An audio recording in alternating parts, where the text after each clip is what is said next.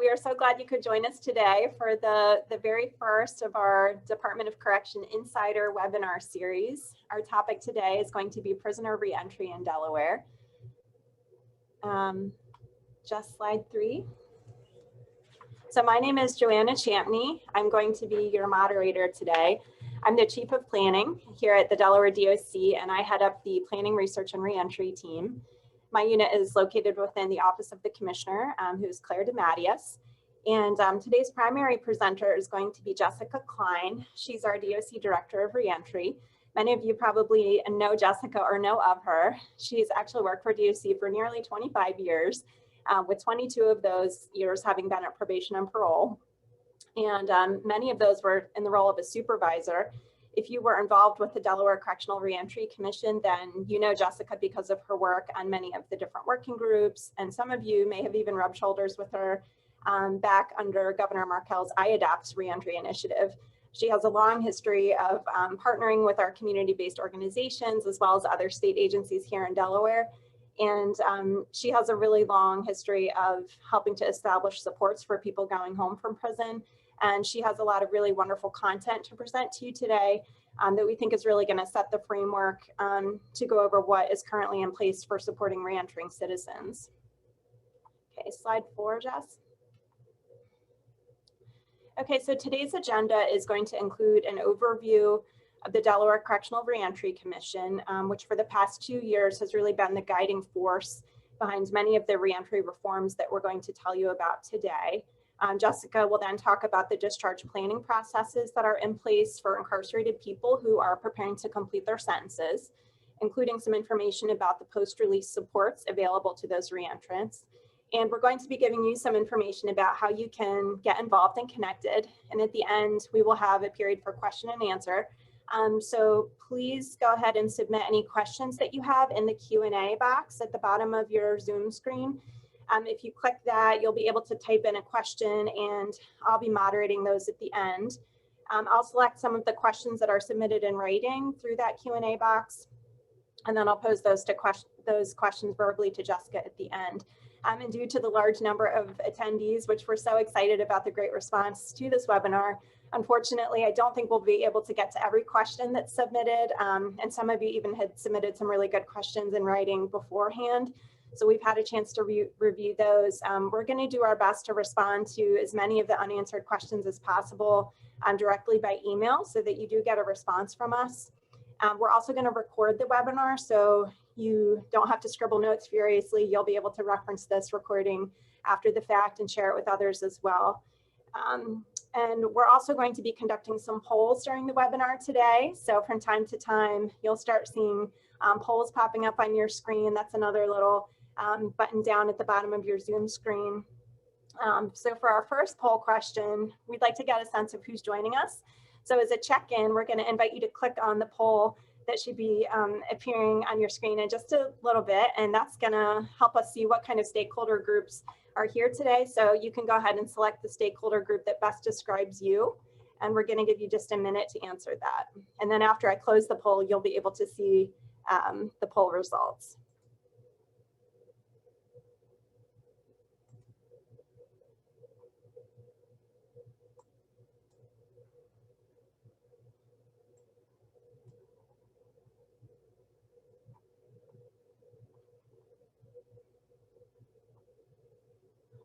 Okay, we have a lot of answers coming in.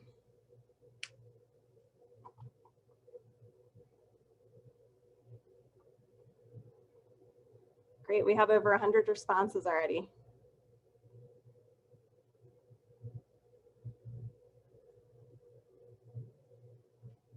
Wonderful. Okay, we're seeing a lot of state agency stakeholders, a lot of nonprofit organizations or volunteers, a lot of DOC employees. That's great. Okay, we'll give you just another second and then I'll go ahead and close the poll.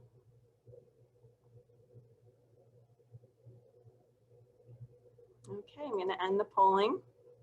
Okay, so let's see, the highest number of attendees were in the state agency employee category, non-DOC state employees. So thank you so much for tuning in. We hope that you get some good ideas today about ways we can strengthen our partnerships across Department of Education and Labor and Social Services, et cetera. We're grateful that you are joining us today. We also have a lot of folks working in the nonprofit sector as staff or volunteers. You are valued partners, and we're glad that you're here as well. DOC employees, thank you for tuning in. Some community members and advocates, some for-profit companies, a couple of students. That's great. Okay. Okay, Jess, you can go to slide 5.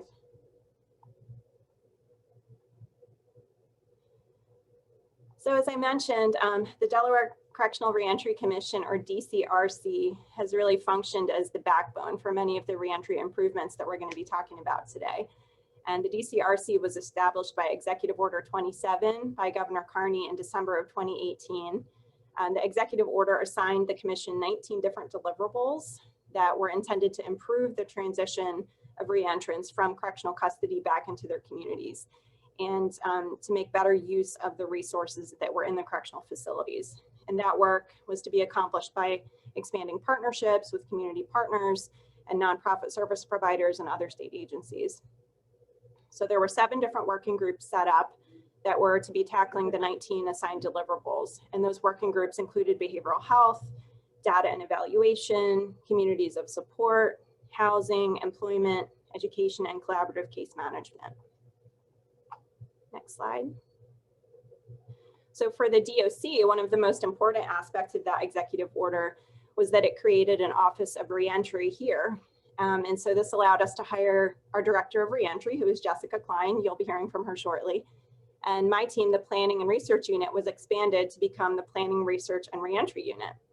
So some of our work now includes overseeing federal grants to support prisoner reentry and creating or expanding MOUs with other state agencies like Department of Labor and Department of Education, Health and Social Services, Substance Abuse and Mental Health, so that reentrants receive the best possible state services. 3 of our top priorities over the last few years have been expanding the amount of available cognitive behavioral training in the prisons and expanding case management for probationers in Kent and Sussex counties. We've also worked to standardize reentry processes for people leaving custody across all 3 counties. We've partnered with the Gateway Foundation and more recently with Centurion, that's our behavioral health care and medical provider in the prisons, in order to administer cognitive behavioral training, or CBT groups, at all of our facilities statewide. And we're really proud to report that we've more than doubled our capacity in those types of programs. And so those groups utilize the Thinking for a Change curriculum, and they teach social skills development and problem solving skills to people who are incarcerated. And we're also offering a more intensive CBT program called Think Things Through, and that was developed by the University of Cincinnati and is programming that will be delivered by Centurion. And lastly, we've worked to standardize the discharge planning process in each of our prison facilities statewide by providing some oversight and training to the DOC personnel who are involved in those processes. And Jessica is going to cover a little bit more about that later. So now that I've given an overview of the executive order on reentry and how DOC's work has expanded as a result of the order, I'm going to turn it over to Jessica Cline, our Director of Reentry, so she can discuss some of the mechanics of how DOC is supporting reentrants. So, hey Jess, thanks for joining us. Hi, thank you, Joanna. Like Joanna said, I'm Jessica Cline. I'm the Director of Reentry for the Delaware Department of Correction. And we wanted to take the first few minutes here to acknowledge the work that the DCRC committees completed over the course of 2 years. There's a lot on these slides. Don't feel like you have to read it all. There is a link to the final report on our website if you want to learn more about anything mentioned here.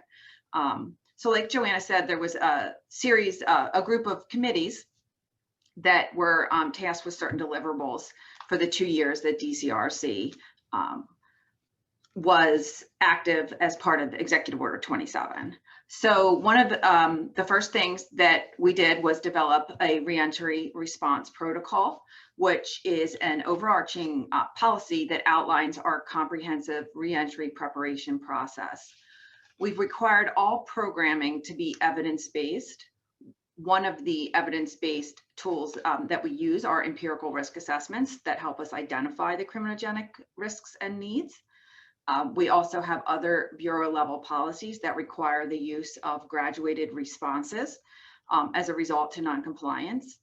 We have redesigned our substance use treatment program. Most notably, we've established 3 levels of care based on addiction severity. Previously, it was sort of a one-size-fits-all. We're training probation officers in effective practices and community supervision. This is a supervision tool that provides interventions, skill building, a little bit of cognitive behavioral kind of exercises to help reentrants as they're trying to navigate being a successfully returning to the community. And we've also had staff trained in assessing program fidelity, which is another evidence-based practice to monitor the fidelity of the programs that we're implementing in our facilities. We've also improved our case level data sharing. The main way we have done this is we have created a transition accountability plan for all eligible reentrants. This document, we're calling it the TAP. It addresses criminogenic risks and needs and gives sort of action steps and goals to work towards. We share information through monthly multidisciplinary team meetings. We've trained our Inreach providers, our P&P officers that do Inreach and reentry planning. We've trained them in effective discharge planning. We've also expanded our use of DTRAN, which is an electronic referral system for those that aren't familiar with it. It's under the DHSS umbrella, and it allows us to make referrals, reschedule appointments, get show and no-show information so we can better track the progress of our TAP plans. And we also do a lot of work in the facilities with Medicaid and food benefit enrollment. And we'll talk a little bit about that later. Housing was a big one, very busy committee. One of the main accomplishments of their tenure was establishing an MOU between DOC, Delaware Center for Justice, and the 5 housing authorities in the state of Delaware. We'll talk about this program a little later, but it's important to note that we are the only state in the country that actually partnered with all of our public housing authorities on this project. So we're very proud of that. And we also have made a commitment to avoid releasing people to unsheltered homelessness. That is a goal, and we work towards that every day. We do not want to have our reentrants released without a place to stay. We've also established some checkpoints along the way so we can better track housing insecurities and prepare people pre-release. We're requiring all TAPs to have a 90-day plan. And we also use some grant funds to help pay up to 1 month's rent for eligible reentrants. Continuum of care. This was another committee. It was the Behavioral Health Committee, which was also very busy over the course of the 2 years. It resulted in a memorandum of understanding to formalize some partnerships between the agencies. And later in the presentation, you'll see some examples of those partnerships. We also have leveraged Centurion, which, as Chief Champney said, is our contracted behavioral health and medical provider. And they have an amazing reentry team that goes above and beyond every day to help discharge plan, especially for our high risk medical and behavioral health reentrants.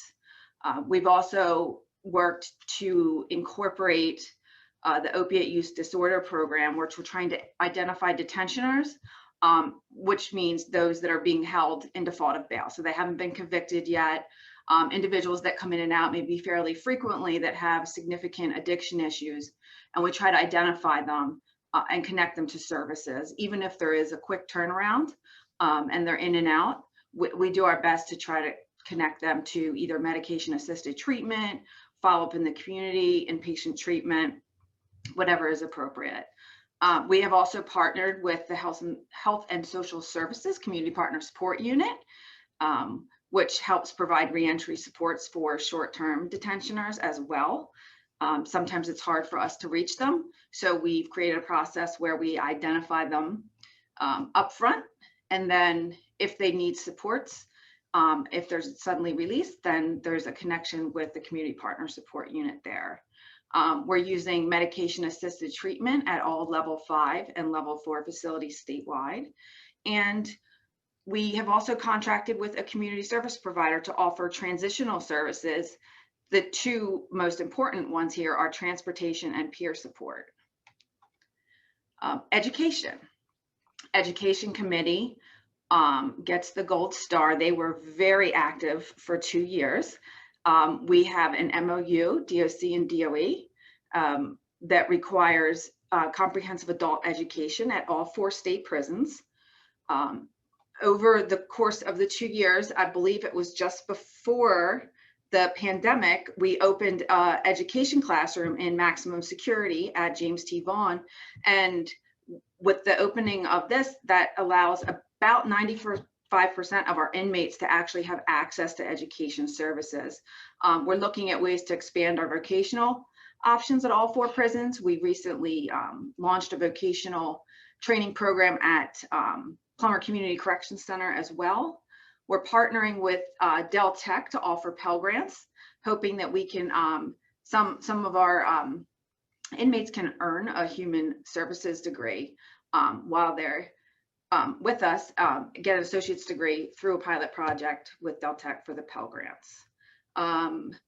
Department of Labor has agreed to help provide us with employment resources, prioritize industry recognized accreditation programs for inmates as well. And we're working on vocational and educational assessments in every institution. This has been in the works. It's been happening. It may have been affected by COVID. If you're wondering why the asterisk is there, sometimes some of these items have been affected by COVID, but they're certainly not off the radar. So employment, DOL has adopted a policy committing to support the successful reentry. This was a big accomplishment for us and Department of Labor to formally acknowledge that they're committing to support successful reentry of justice-involved citizens by neutralizing barriers to employment. They've agreed to promote credentialing and certifications, which can lead to family-sustaining wages. They're also exploring non-financial employer incentives. This is really important. Through the course of our 2 years, we learned that a lot of employers wanted incentives that weren't necessarily financial. Individuals ready to work, prepared with the skills. Part of what we did here was we also incorporated a cognitive behavioral employment program and to try to get people's minds right for employment, you know, to get up every morning, go into work, do that skill building, you know, learn how to interact, deal with difficult situations. So we're looking forward to see the outcome of that as that program launches as well. The Department of Labor has also obtained a federal grant to assist with preparing employment resources for reentrants and training employers. And then they're also working to enhance their APEX program, which guides individuals through the pardon or expungement process. Community engagement. Here is a picture from one of our pre-pandemic community events. This is shout out to Lori Alberts. She's one of our best advocates for our returning citizens. And she is also involved with PeerCod, which we'll talk a little bit about that towards the end, but it's the Partnership and Reentry Coalition of Delaware. They continue to meet throughout the course of the 2 years, despite the pandemic. They just switched to Zoom, and they will continue to meet, and there'll be some information at the end if you're interested in joining any of those meetings. But they are positioned to identify needs and gaps in services and identify or propose any potential legislative changes. Another thing that we have done to enhance our community engagement is we launched a reentry website in January of 2020 that provides a whole slew of reentry resources for reentrants, families, service providers, anyone that's interested to kind of see what's going on currently. Multiple events were held in 2019, 2020. Hopefully a lot of you were able to attend some of those. They were very productive and really set us on the right path forward as we were working on our deliverables. And then this last one here, we're hosting a series of webinars, this being the first one. So this is actually one of 8 that we'll be hosting over the next year and a half. So we really hope that you join us on all of them to learn all about DOC, and reentry is the first one. So I'm going to turn it over to Chief Champney again to talk about the future of DCRC. DCRC actually sunset per Executive Order 27 at the end of December 2020, and we're working on DCRC 2.0, so to speak, and Chief Champney is chairing that transition team. So I'm going to turn it over to her to tell you all what our plans are for the future. Hey, thanks, Jess. Well, so after hearing about all the DCRC accomplishments that you just heard about, you may be wondering what the status is now and what the future holds for that Reentry Commission. So the executive order that was signed in 2018 by Governor Carney actually sunset the commission at the end of 2020 and required a final report, which Jessica alluded to earlier, and that is available online. A transition team that I'm chairing is currently working on reviewing the recommendations from all of the DCRC work groups about what reentry work should be tackled next. The work groups accomplished so much during their 2 years, but some important next steps were identified by those groups in areas of housing and health, employment, education, community engagement. And so the DCRC transition team will be publishing a blueprint in September of this year that will list the new set of deliverables and will set forth the new work groups. We're going to identify work group chairs and tap some work group members. And that new version of DCRC will report directly to the Family Services Cabinet Council, which is a council reporting directly to Governor Carney. An executive committee will oversee the DCRC and monitor the progress of those working groups. In order to measure whether the changes that the commission is making are actually having an impact, we are going to be developing some benchmarks of where we are now on certain topics like education and housing and employment for reentrants. And then each working group will set some specific goals for improving those results. So we really look forward to sharing the blueprint with all of our stakeholders after it's completed in September. Next slide. Okay, so before I turn it back over to Jessica to talk about discharge planning, we're going to do another poll.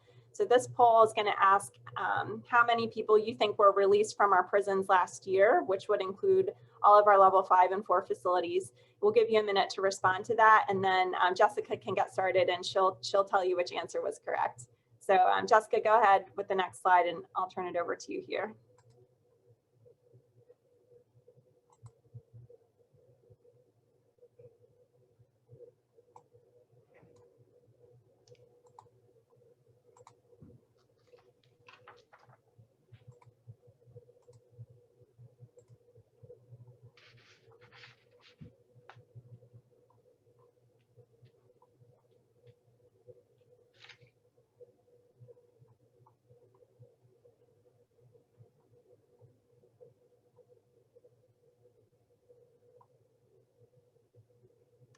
Okay, wow, everyone's really actively voting. We have over 100 votes already.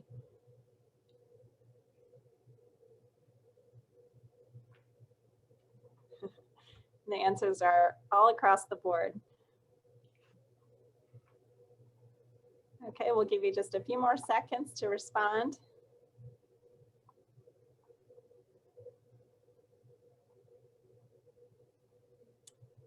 Okay, and I'm going to end the polling. Okay, so 4,000 was the most popular answer. And I'll give a little drum roll. Jessica, do you want to reveal what the actual number is annually? I will. The actual number is just over 15,000. It was 15,384 in 2020. So this is really interesting to me. It shows there's so many ins and outs throughout the year in the facility. So as you can imagine, keeping up with discharge planning can definitely present some challenges. So before I get to that, I wanted to just do a quick overview. Not sure if everyone on is familiar with some of our terminology. So we have a little slide here that just shows our facilities, our prisons, and our work release centers. So the maximum security prisons we call level 5. Which are Howard R. Young, Baylor, James T. Vaughan, and Sussex Correctional Institution. And then our level 4, which is work release treatment centers, Sussex Violation of Probation Center, Plummer Community Correction Center is in Wilmington, Hazel D. Plant is our women's treatment facility. We also have a statewide community corrections treatment center in Smyrna. That was formerly Central Violation of Probation Center, for anyone that was familiar with that. And then we have our Sussex Community Corrections downstate. Currently, our level 5 population is at 3,964. So that would be in these first 4 columns. Our level 4 is at 316. These are, I would dare say, these are probably historic lows, mostly due to the pandemic. Home confinement, which is our electronic monitoring, is at 477. Probation parole is at 7,160. And pretrial supervision is around 1,000 individuals. So that's a brief snapshot of our current population as it stands, well, as of yesterday. So as we sort of mentioned, based on the number and the volume of in and outs in our facilities, we do face some challenges trying to discharge plan. One of our biggest challenges is unexpected or unplanned releases, and that does happen even for DOC. There are many reasons, I won't go into all of them, but sometimes there's modifications in the works and we don't know about it until we get the approved modification. So many reasons for unexpected or unplanned releases, but we do try to keep our eye on everything and catch as many of those as we can. Another challenge is there are very few community resources for chronically ill reentrants that require a high level of medical care. This has been a very big challenge to place individuals that are returning to the community that need, for example, nursing home level of care. The resources are very slim. We have a limited reentry staff, which I'll talk about in the next couple slides about who we have doing what. But you can see with the volume, even as amazing as our staff is, it's hard to keep up for sure. We also have some challenges engaging with the reentrant support system to ensure that smooth transition. Connections with employers is another big challenge. And shortage of affordable housing. I think everyone is familiar with that. There's a shortage of shelter beds. During the pandemic, a lot of shelters were operating at reduced capacity. And housing is expensive, right? So, we work to resolve these challenges every day. We're always looking for new ideas, brainstorming ways to overcome these challenges. And we're hoping that some of the future work of the next version of DCRC will actually help us address some of these as well. So in order to be successful, we really have to collaborate. And we collaborate, we have probation and parole, DOC staff that are Inreach Coordinators. I previously mentioned our Centurion reentry team, which works in the facilities, and other reentry providers. We really have to all work together. A lot of our cases overlap, some do, some don't, but really working together and collaborating is the only way to ensure a successful plan for reentry. So many people ask, what is the role of a correctional counselor? So these are some of the tasks that correctional counselors have on a daily basis. And you can see highlighted here, there's a couple items that are more specifically linked to reentry, but as you can see, the majority of them are not a direct link to reentry. So the correctional counselors do help with our risk assessment tools, which identify criminogenic risk and needs. They initiate their discharge plans, and they can help with Social Security card applications and things of that nature. But as you can see there's also many other responsibilities that they have. So to sort of complement their work, we have P&P Inreach Coordinators. And there are 4 coordinators statewide, 2 in Newcastle, 1 in Kent, and 1 in Sussex. And they help discharge plan for inmates being released from prison or work release. They can help find housing. They also maintain clothing closets. I believe every probation office statewide, or at least 1 in each county, has a clothing closet. They can link probationers to education and employment in the community, connect them with short and long-term case management. I mentioned the grants that can help provide bus passes, IDs, Delaware birth certificates, and pay up to 1 month's rent. And I have another asterisk here for present workshops in the level 5 facilities. Pre-COVID, we were in the facilities monthly presenting workshops to upcoming reentrants. And each month we would have a different topic, employment, education, housing, where we would sort of present the resources available, start talking about how to plan for those things upon release.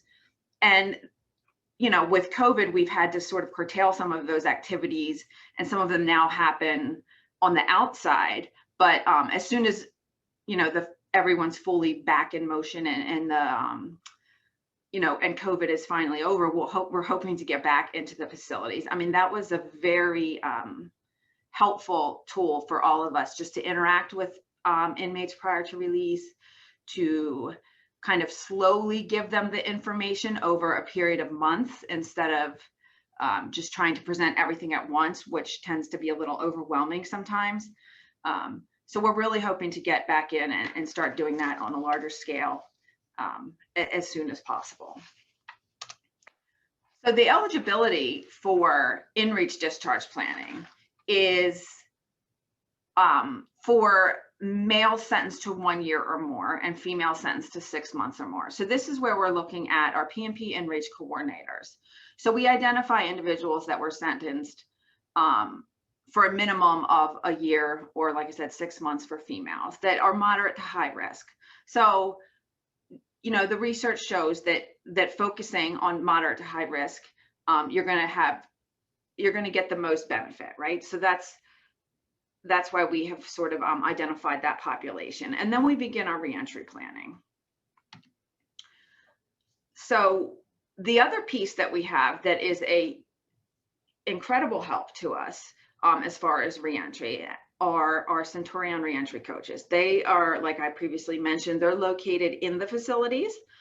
They can facilitate enrollment in Medicaid and other entitlements, food benefits, general assistance, any entitlements that someone may be eligible for. They can assist in housing placement, especially as it relates to medical or behavioral health care conditions. They schedule follow-up appointments, medical, behavioral health, really with a focus on opiate use disorder, making sure that individuals leaving our custody have their appointment for their next dosing if they're receiving medication-assisted treatment. They can also submit referrals for long-term care, eligibility and enrollment unit, which is behavioral health, it's promised services, Division of Developmental Disabilities. They can also submit referrals there. They make referrals for our transitional reentry services, including transportation. So our transitional reentry services are great. And one of the features is that transportation. So we're able to pick people up immediately upon release and take them wherever they need to go. So we have contracted with a partner agency to do that, and it really helps having that warm handoff, especially if someone's being released and going to maybe sober living or an inpatient treatment facility. It's sort of door-to-door service to help to improve our chances for success. The Centurion reentry coaches also can submit Social Security disability or SSI applications and make referral for hospice care. So I will say I'm sort of breezing through some of these. This is certainly not all that either the Inreach coaches do or the Centurion reentry coaches. These are definitely just the highlights, but I can promise you that they are working hard every day to reach as many individuals as possible. Okay, so the Centurion, being that they fall under our medical and behavioral health contractor, so their criteria for discharge planning is a little bit different than the P&P Inreach, so they are, Centurion, per their policy, they identify people that are incarcerated a minimum of 30 days and meet any of the criteria that you can see on the screen here. Serious medical, behavioral health conditions, substance use disorder, physical or intellectual disability, elderly. This is a very challenging population. As some of our prison population ages and comes up for release, we've noticed an increase in the last couple years, and they require a little bit extra as far as discharge planning, and Centurion is very helpful as far as that goes. Anyone in YCOP, that's our Useful Criminal Offender Program, and Chief Champney might know the numbers, but I believe last I heard it was low single digits.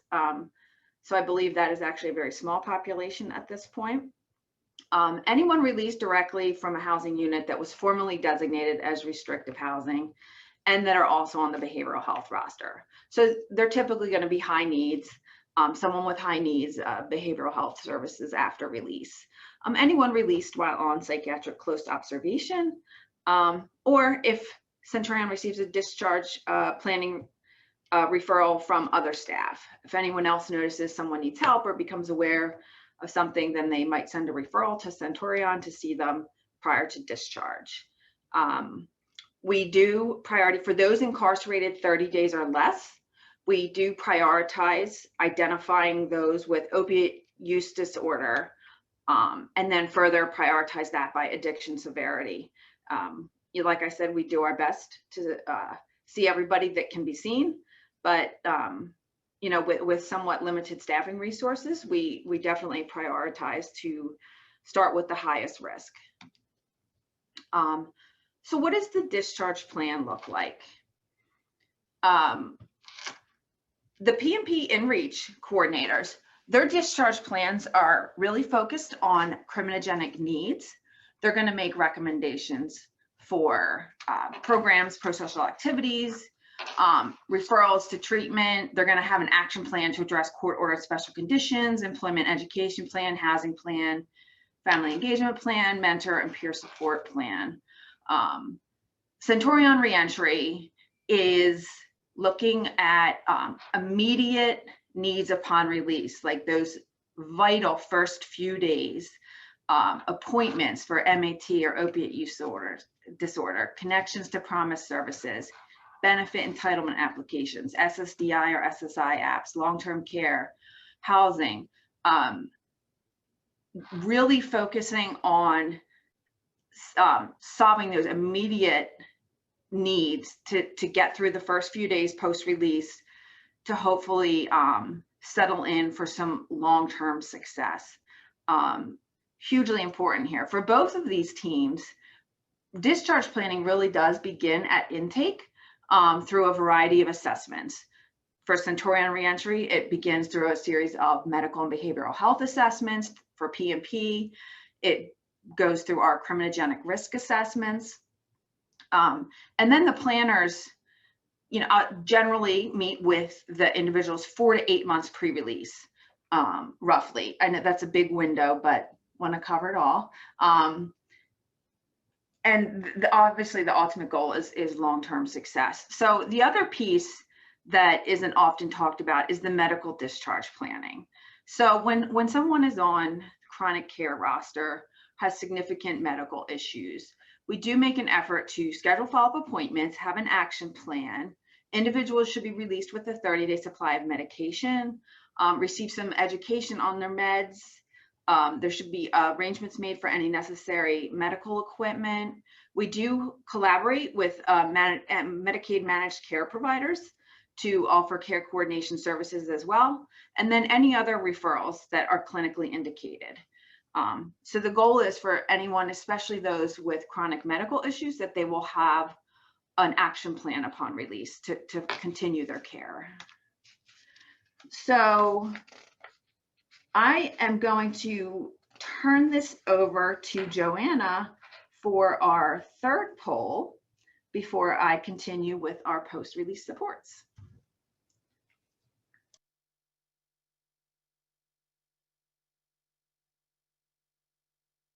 The third poll that just launched asks what you think the biggest need is for reentrants as they are leaving prison. And the options range from education, housing, employment, substance abuse and mental health treatment, medical care, support system, food and clothing, transportation, and family reunification. So we'll give you about a minute to provide your answers on that. It's hard to pick just one, but select the one that you think is most critical.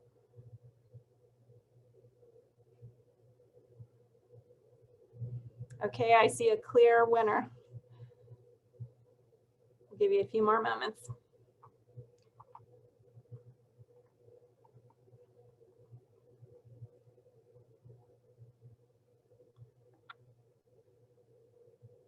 Okay, I'm going to end the poll. Thank you all for your votes.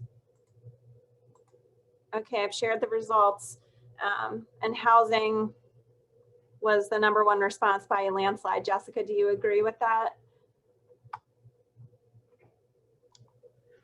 I do.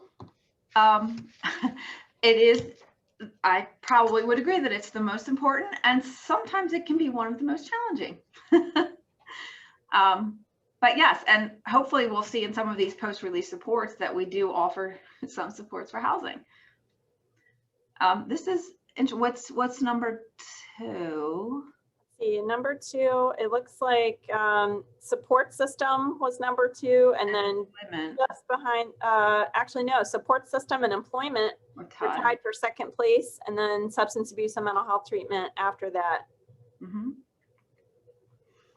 Excellent. So, well, I will start and go through some of our post-release supports. Like I said previously, this is an overview. And if there's any questions about anything that I might not cover, like if there's something that's offered, or if you're wondering about anything, you can always put it in the Q&A, and we can try and answer that at the end. So the first thing that we will cover for post-release supports, because this is literally handed to an individual as they're leaving our facilities, is the personal credential card. We often hear, how can we get people released with an ID?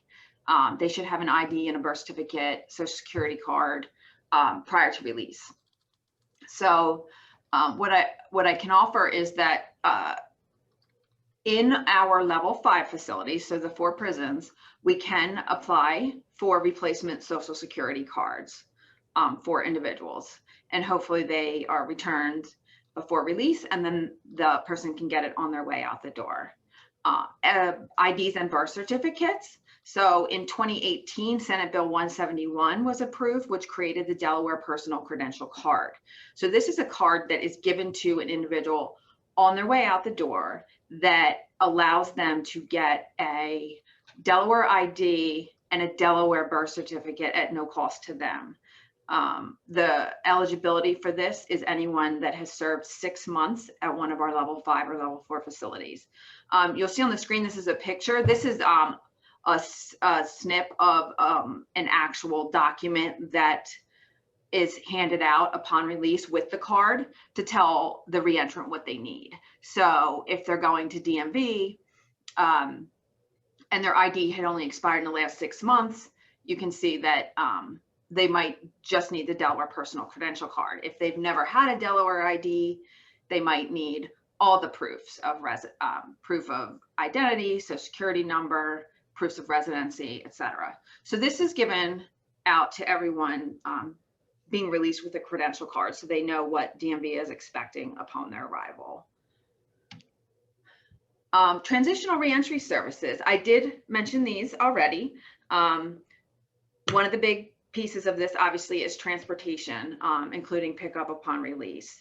This has been so beneficial to have this service, and it really has helped us provide that safe handoff from our facility to, say, a sober living or a treatment facility. They also offer peer support, which is huge in the community to have that peer support. So our transitional reentry service provider has 3 peers that also do the transportation. So they're offering supports in the first few months post-release. They can help follow up with the applications for the entitlements. So when the person gets released, getting the food stamp application, making sure their benefits are turned on, whatever other application is pending, they can assist with following through with that. They can help get their vital documents. So if they need a ride to vital statistics or DMV, they can help with that. They can give them extra information and resources to support their reentry into the community. This is important because oftentimes we don't want to overwhelm someone upon release and hand too much information to someone at once. So that is why a lot of our discharge planning, that immediate plan, is centered around, first few days, with then follow up in place to go after that. So whether it's the transitional reentry services or a case manager or the probation officer, that, once the person is out and settled, then they can look at, okay, now what is the next step of resources that we need? So they help with that too. And then the transitional reentry services, they can coordinate transition to long-term case management if that's necessary as well. So Medicaid and food benefits. So this was huge for us. In January 2020, Delaware switched from a termination state to a suspension state, which means that everyone coming into incarceration as of January 2020 that actively had Medicaid, their Medicaid does not get terminated, which means they don't have to reapply upon release. They go into a suspension status. So that is a significant help for everyone involved in discharge planning. Many of our inmates are eligible for Medicaid. And with this suspension, their Medicaid is turned on quickly upon release. It comes back on. For those that come in without Medicaid, we can apply while they're incarcerated. We also have a partnership, like I said earlier, with the Medicaid Managed Care Coordinators in the state of Delaware to help with medical discharge planning. And with the food benefits, we can also take those applications pre-release, submit them upon release, and then there just requires a phone interview to complete the food benefit application process. And going back to the previous slide, our transitional reentry service providers are very helpful in doing that. Sometimes they, if they pick someone up from the prison on the way to where they're going, they'll help the reentrant make that phone call and just get everything going literally before they even make it home. Another partnership we had, this is one of our partnerships with Health and Social Services that I mentioned earlier, is the mobile bridge van. If anyone ever drives by HRY up in Wilmington, you might have seen it out there. They offer peer supports, connections to behavioral health services, transportation and bus passes, Narcan clothing, travel kits, food. You can charge your cell phone, all sorts of good services there. They try to sit out there during our peak release times. And they have since expanded to the women's prison and have even made stops at the Probation and Parole office as well. Our family reentry pilot program, I did mention that before as well. This was one of the most exciting initiatives to me to come out of the DCRC, and the deliverables was this partnership. So all the housing authorities in the state of Delaware have agreed to do this. And what it is, it allows individuals recently released from incarceration to reunite and live with family members in public housing. And they're allowed to live there. So this has always been a challenge and a complaint and a source of kind of contention, right? So we often have reentrants that then can't go back and live with family. And oftentimes this is their support system and they can't go back because it's publicly assisted housing, right? So the housing authorities have agreed to allow this under this pilot program. And then after successful completion, if there are no problems or issues, then the participant can actually request to be added to the lease permanently. So the goal here is really to reunite families and support systems. And, and it also expands housing options. Now, there are 2 exclusions, and I believe these are actually federal housing guidelines, which are sex offenders subject to lifetime registration would not be eligible, and then individuals previously convicted of manufacturing methamphetamine in a publicly funded housing unit would not be eligible. But other than that, pretty much all other individuals should be eligible for this program. So we really ask and are looking for some referrals. It's been slow to kick off, maybe partly due to COVID, maybe other reasons that we're not aware of. But this is a really exciting program. So we're hoping that it grows as we're coming out of the pandemic. This has not expanded yet to the Housing Choice Voucher Program. That is sort of the next phase. So that program is the private landlords that accept vouchers. So the housing authorities are working on landlord outreach to try to get some private landlords on board with this program and allow returning citizens to go back and live with family in those units. So stay tuned, but we're hoping that this really launches here soon. Okay, there are many services available at the probation and parole offices. I'm just going to touch on them here. One of our future webinars will be about probation and parole, but we mentioned earlier, we have case management services in every county. They're co-located at the probation offices, and that is Delaware Center for Justice. They also have a food pantry. They can help applications for benefits, hygiene closet, clothing closet, employment services, social supports, housing assistance, and they even offer some short-term cognitive behavioral treatment. We also have Gateway that does substance abuse assessments with mental health screenings. They can make referrals for treatment, and they can also offer some brief intervention groups if necessary. And then in some of our offices, we also have the Community Partner Support Unit co-located as well that can help navigate the DHSS systems. So now I am going to turn it over to Chief Champney again to finish out the slides, and I believe there's even a few more polls.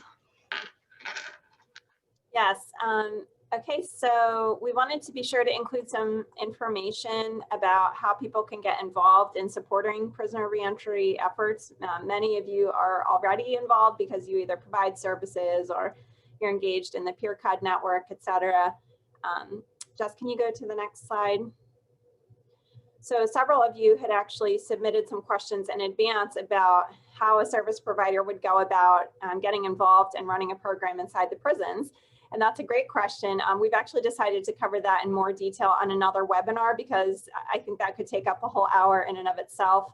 And we just don't have time to give it its due time today. But we did want to just briefly explain how DOC categorizes programs in our prisons. And so we broadly define services into either program category or activity category.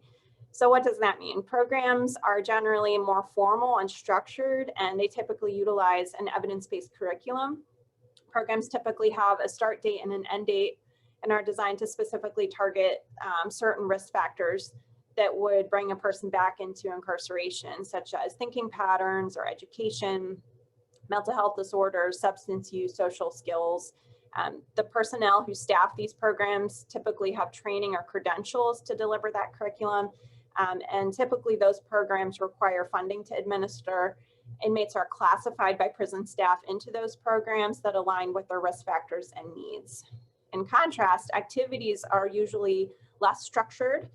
They may focus on developing pro-social interests. Even though they may utilize a curriculum, typically they're going to be focused more on self-exploration or self-improvement, sometimes hobbies or exercise, spirituality. Support groups and book clubs are two of our very popular types of activities that we see in the prisons. And unlike programs, activities are voluntary for inmates, and they do not get classified to activities. So like I said, we do plan to offer more information in a future session about evidence-based practices that DOC looks for when we are considering programs, and what information a provider would need if they're interested in essentially pitching a program to the department.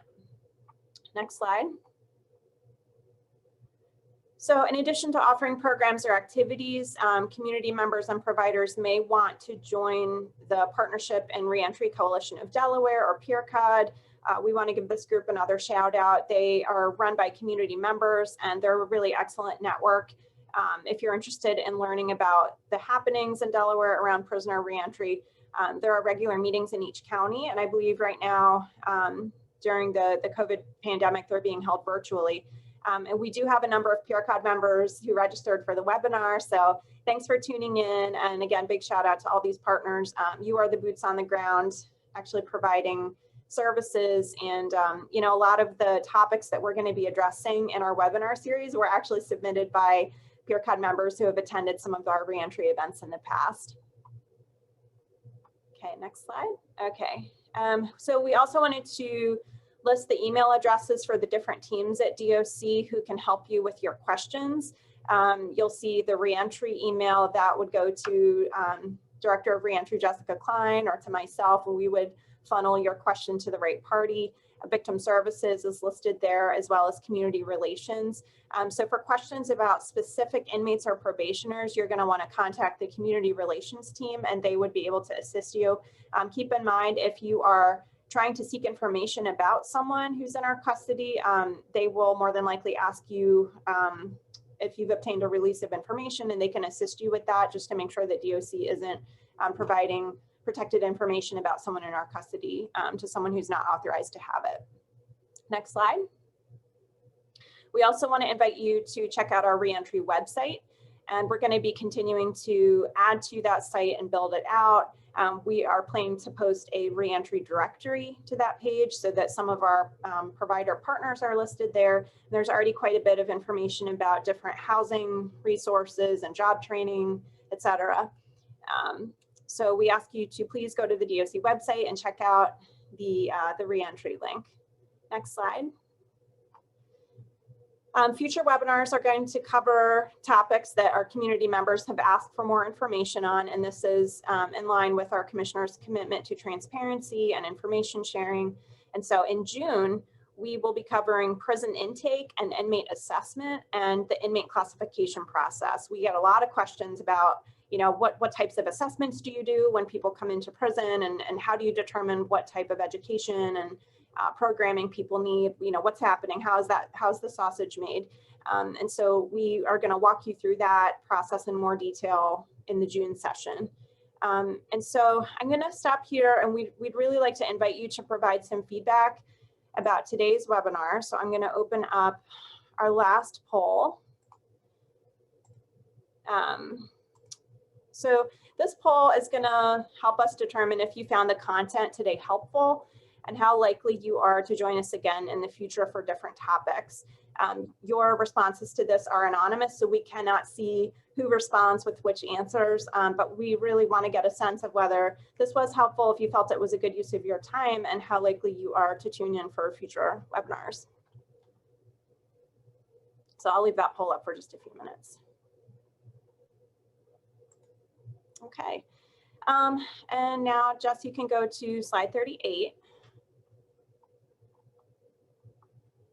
Okay, so for our Q&A, I have received a lot of really good questions, some through the chat and then some through the Q&A button.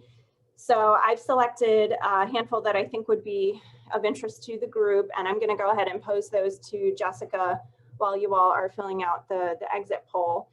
So Jess, our first question, well, actually the first question that I got most frequently was, will a webinar be will the recording be made available to people, and how can they get a copy of the PowerPoint? So we are going to make a link available to everyone who registered, so you'll be able to watch this and share the link with others, and the PowerPoint we will likely also make available for you to view.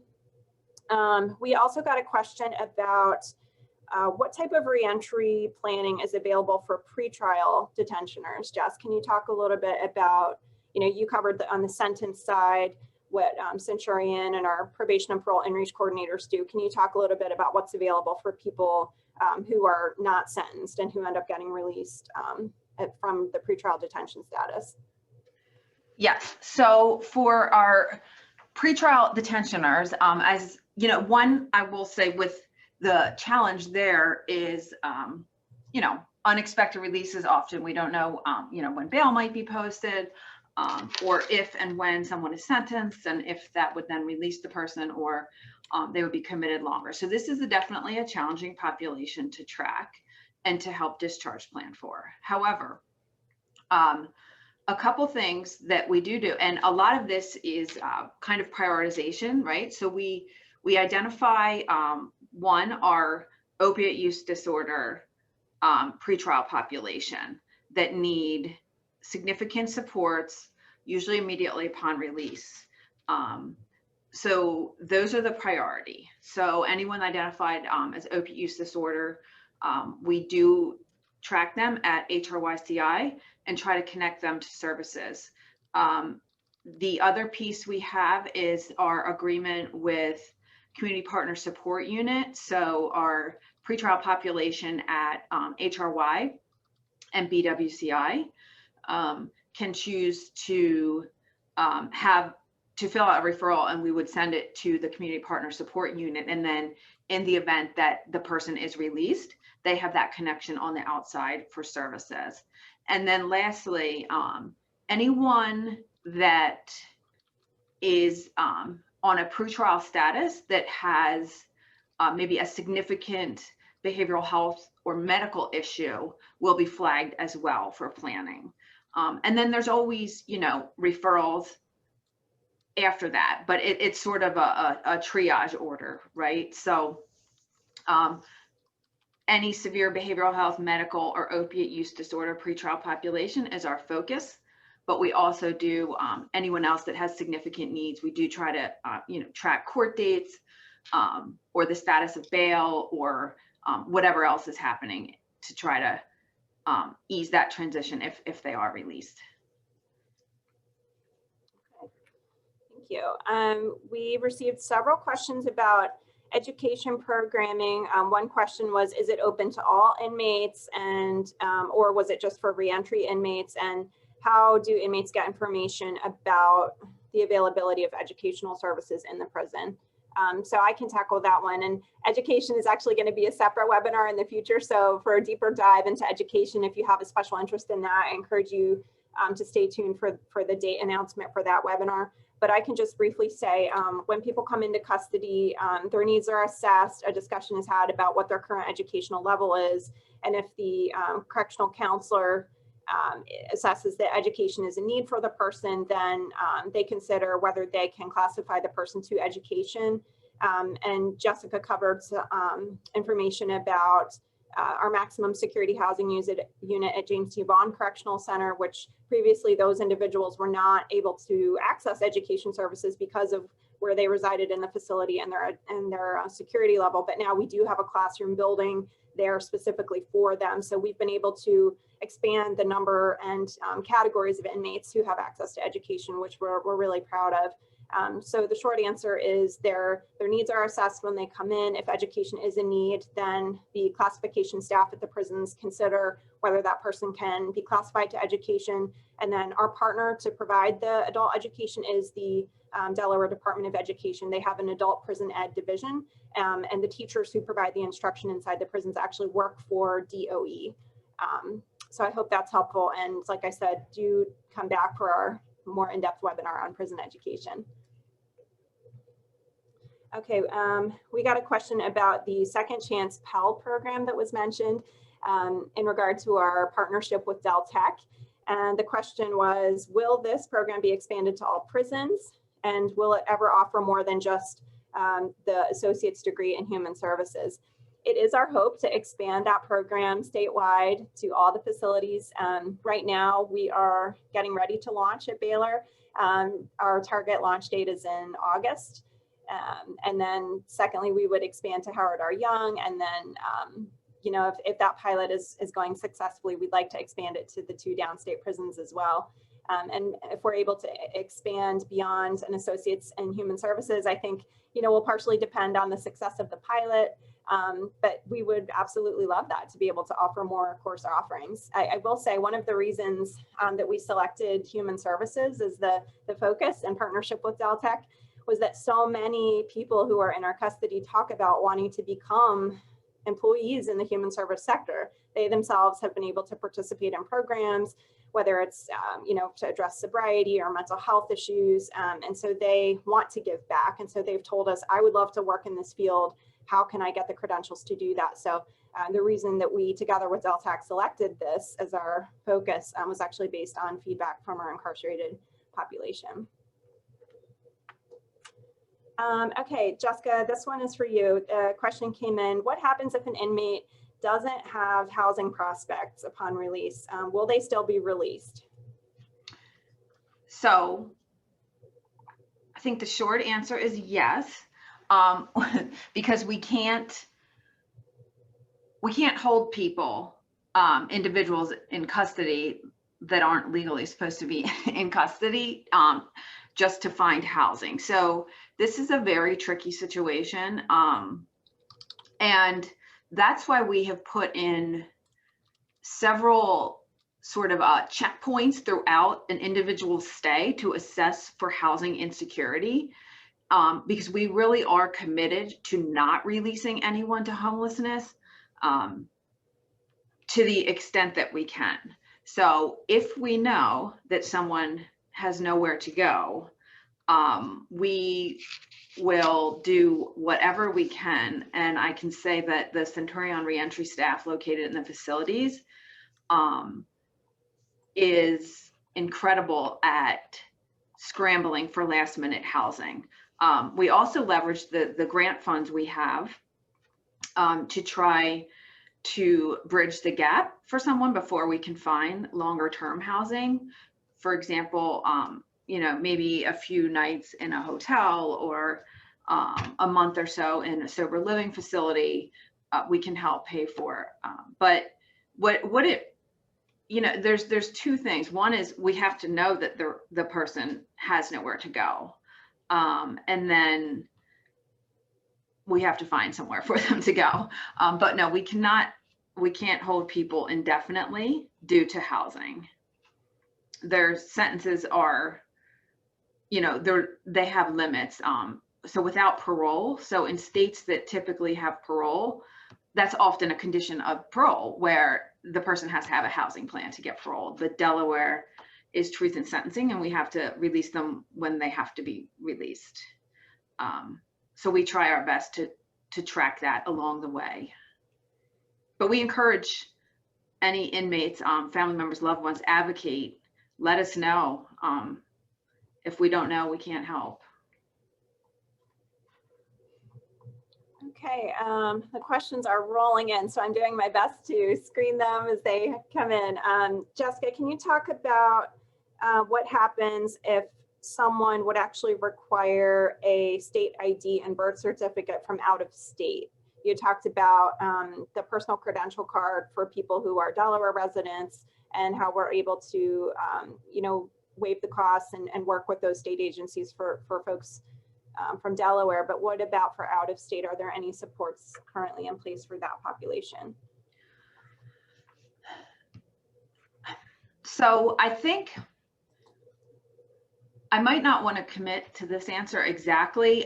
There have been in the past some opportunities to have out-of-state birth certificates funded, but that's very rare. And the reason I say that is typically we're using, we utilize a lot of federal grants for our reentry programs and purposes. And there are requirements that come with those grants. And one of those is that grant money has to be spent in the state it's granted to. So when we're using our supportive subsidies to help pay for IDs, it has to be Delaware IDs, right? Or birth certificates. We can help facilitate someone applying for the birth certificate in the other state, but typically we cannot pay for that birth certificate. And if anyone does know of a resource that helps with that, we would love to have that shared. That often comes up. We do have a lot of individuals that were not born in the state of Delaware needing identification or a birth certificate. Okay, thanks. And a question came in about whether people with felony convictions and people with drug convictions are eligible for Social Security and Medicaid. So, yes.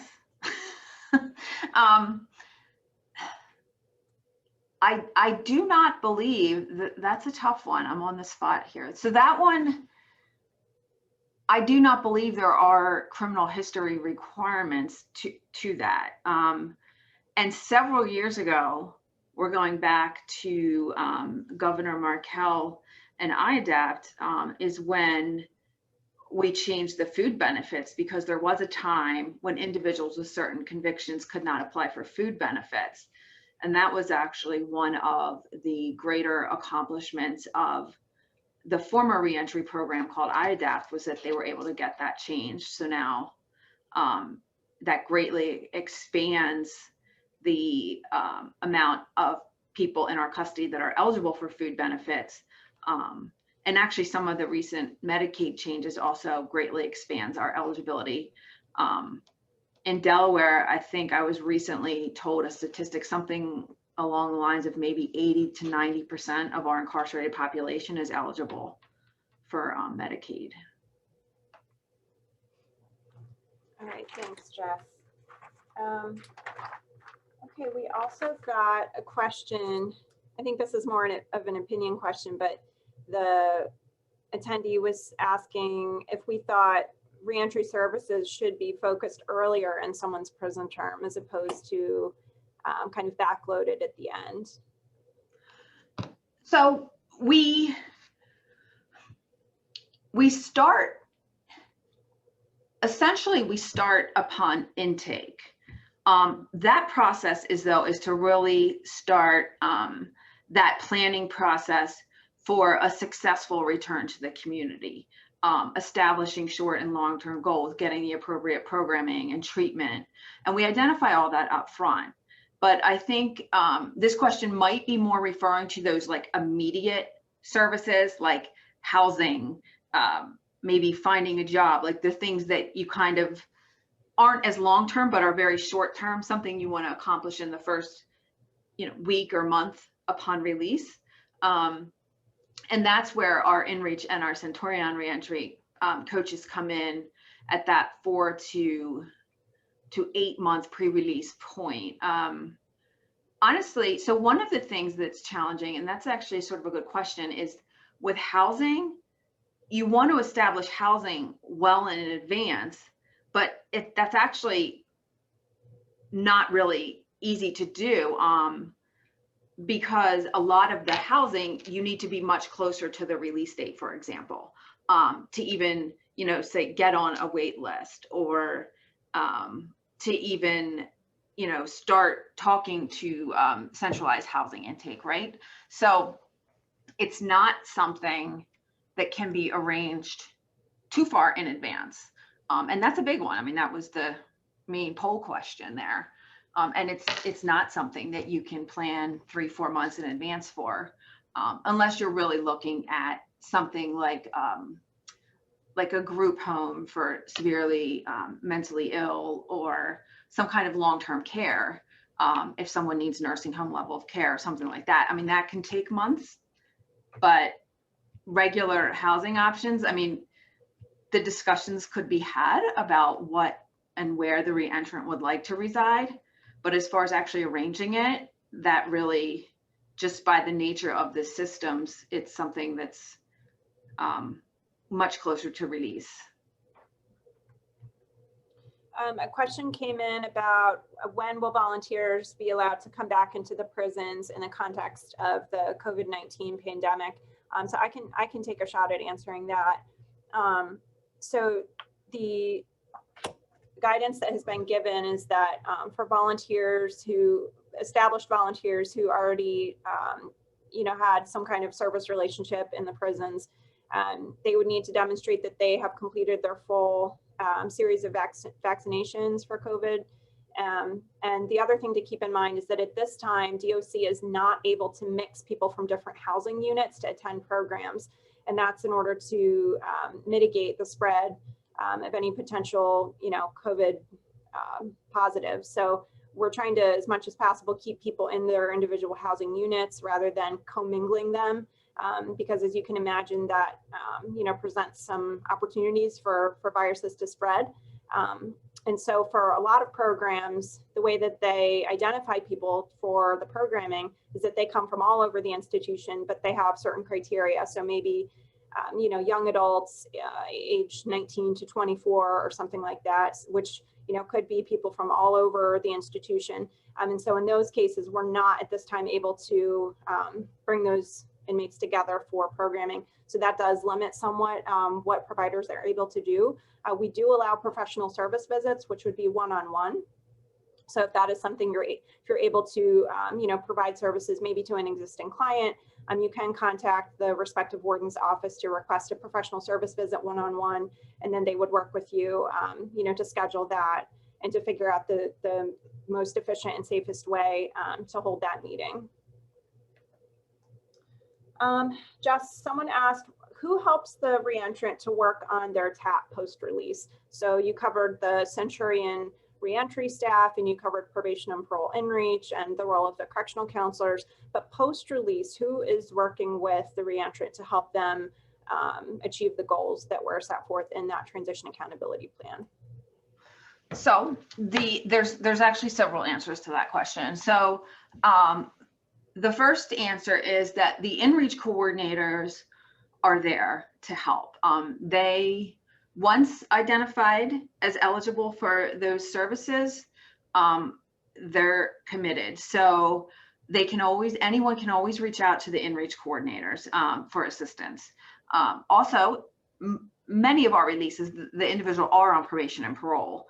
So their probation officer can help follow through with some of those the goals and action steps and some of the requirements on the transition plan document. That's definitely a part of community supervision. I would also encourage any reentrant to share with their support system some of the goals and steps that they've identified that could help them as well. We also have referrals for case management services. So if there is a need identified or a goal that needs maybe an expertise or something beyond what the officer or Inreach coordinator can provide, we have places that we can refer for case management, either short or long-term case management. So there's a whole village there to help successfully carry out that transition plan. And I said before, and I think it's worth repeating, that we encourage the reentrants to also advocate for themselves. If we don't know what the need is, it's hard to help guide them towards success. So the more that we know, the more we can be held accountable to help them meet their goals. And, Jess, one of the things that we've often heard as a criticism for DOC is that people who are flowing down from prison to work release to probation feel like they're sort of starting over at each juncture.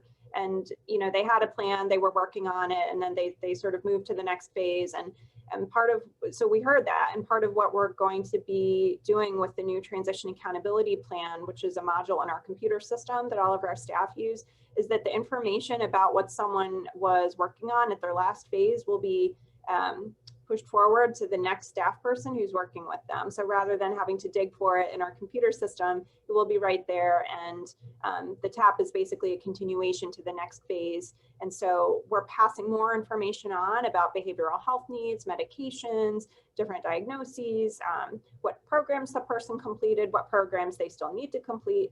And so I think that's going to help to eliminate that sense of starting over and provide more continuity of care and information sharing as well. We got a question about the family reentry program for public housing. And the question was, is it available now? Is it available now? Is it live now? And also, can providers other than DCJ refer someone? And if so, how? How do they refer people to the program? Great question. So yes, it is up and running, and we are eagerly accepting applications. So anyone can suggest or offer it to a reentrant that would be eligible. The process would be to eventually get that person to either an Inreach coordinator or one of the DCJ staff co-located at our probation offices to do the application. Either way, anyone really at probation, Inreach, one of the case managers at the probation offices can help facilitate the application process.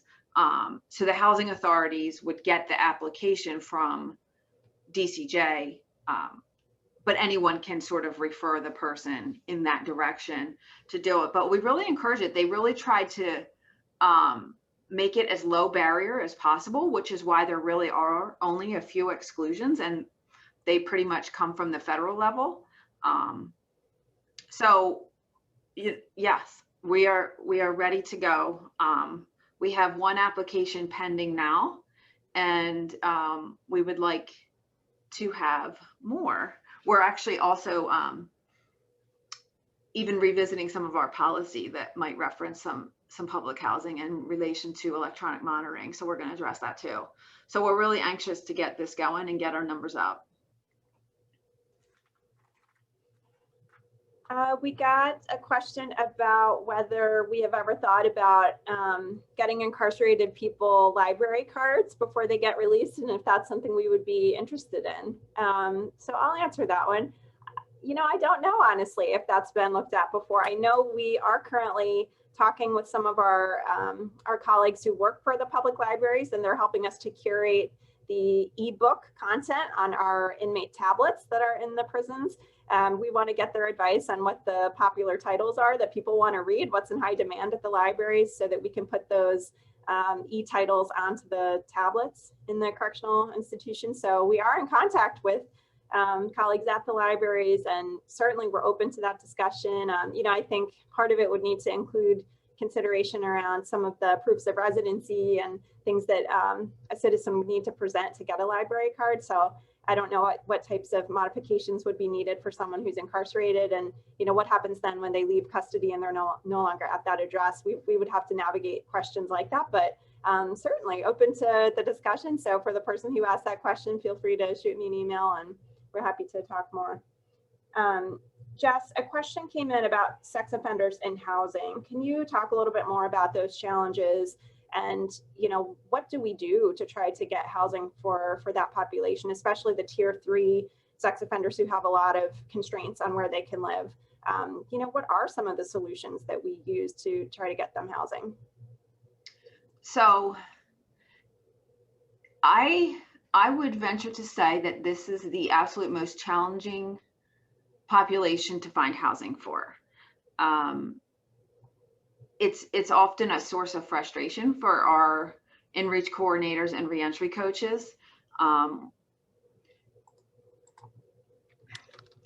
The answer to that, there really is no good answer. There's such a limit to housing providers or housing resources that will accept registered sex offenders, especially tier 3. We do have a few providers.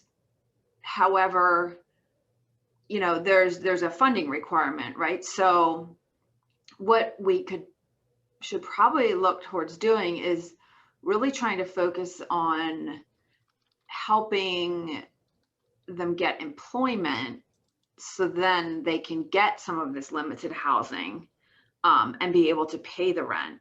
It's really challenging. It's definitely on the radar for our next set of deliverables as far as the housing committee goes. I'm not sure what the deliverable will look like, but it's definitely part of the conversation moving forward. To even expand on that, if there's even less available for registered sex offenders that might have chronic medical conditions. That's there is, I don't believe there's anywhere in the state of Delaware that will take someone that needs like nursing home level of care as a registered sex offender.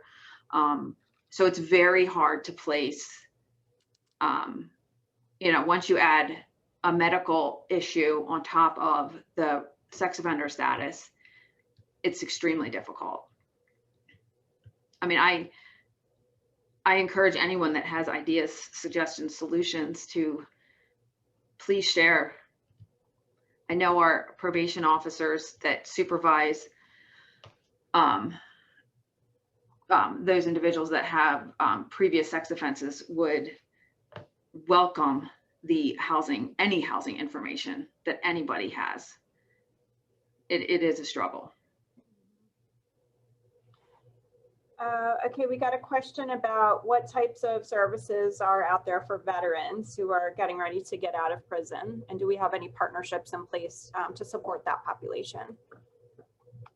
So we do. We have a partnership currently with the Delaware Center for Homeless Veterans. There are some housing options throughout the state. What we try to do is identify our veterans pre-release. Right now that is self-report. So if someone is a veteran, they would need to self-report that to us. And then we recently started conversations with the Veterans Administration. So we have a direct link to the VA to start making those connections pre-release as well. So right now we're working on 2 avenues, and hopefully we haven't had too many really significant challenges, I don't think, with veterans. We've been fairly successful working with the VA and with the Delaware Center for Homeless Veterans. So we're going to continue those conversations and just monitor that. But right now, I don't hear a lot of difficulties surrounding that. It seems to be working pretty well. Okay. Well, we have so many more excellent questions, but we're really out of time. And so I just want to take a minute to thank everyone for being so engaged. I'm going through and reading all the questions and taking notes. We're going to follow up with everybody. If you identified yourself when you asked the question, we will email you a response, and you're more than welcome to send me an email as well. Joanna.champney@delaware.gov, or to email Jessica Cline, jessica.cline@delaware.gov. And we're happy to engage with you after the webinar. We'll be providing information about how to register for the June session, probably within the next few weeks. So if you're interested in learning more about intake and inmate assessment and classification to programs and education, we invite you to join that session at that time.